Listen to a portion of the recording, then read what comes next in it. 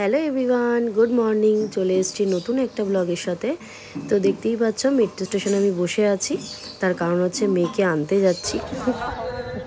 ঠান্ডা হবে না।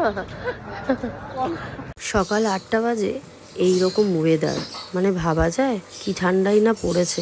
আর এখানে আমরা সব বন্ধুরা মিলে বসে থাকি, পরীক্ষার কটা দিন এখানেই আড্ডা মাড্ডা মারি। এবার একটু শীত লাগছে, তাই একটু চা খাবো। কফি কফি কফি আছে ভাই? ঠিক আছে, সকালেও খাই। আমাকে চা দাও, একে কফি দাও। আমি কফি খেয়েছি সকালে। লেমন চা দাও?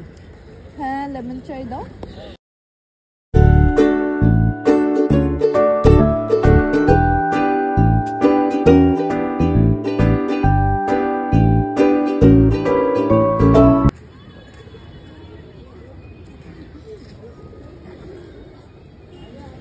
এরপর খুব খিদে পাচ্ছিল বলে আমরা চলে গেলাম বিকেতে। আমরা এখানে সব সময়ই আসি, যেহেতু এটা খুব সামনেও হয়, আর হচ্ছে তাড়াতাড়ি খেয়ে স্কুলের সামনে চলেও যাওয়া যায়।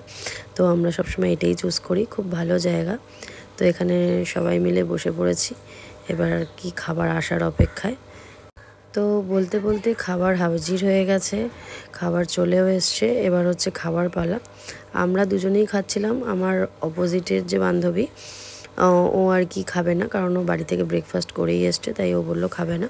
আমাদের সাথে একটু শেয়ার করেছে, বাট বাদ বাকি খাবারটা আমরা দুজনে মিলেই খেয়েছি। তো এবার মেয়েকে আনতে যাওয়ার পালা। একটু লেট হয়ে গিয়েছিল, তারপর মেয়েকে নিয়ে এসেছি। মেয়ের এখন মুড অফ, তার কারণ হচ্ছে সে এখন বাইরে বেরিয়েই কিছু না কিছু খাবে। তা আমি বললাম বাড়িতে গিয়ে তুমি খেও, এখন আর কিছু খেও না, তাহলে বাড়িতে গিয়ে খেতে পারবে না। তো মেট্রো স্টেশনে বসেছিলাম, দুজনে গল্প করছিলাম, তাই একটু ভিডিও নিলাম। তো চলো, মেট্রো চলে এসছে, উঠে পড়ি এবার। তো বাড়ির পথে চলেই এসছি।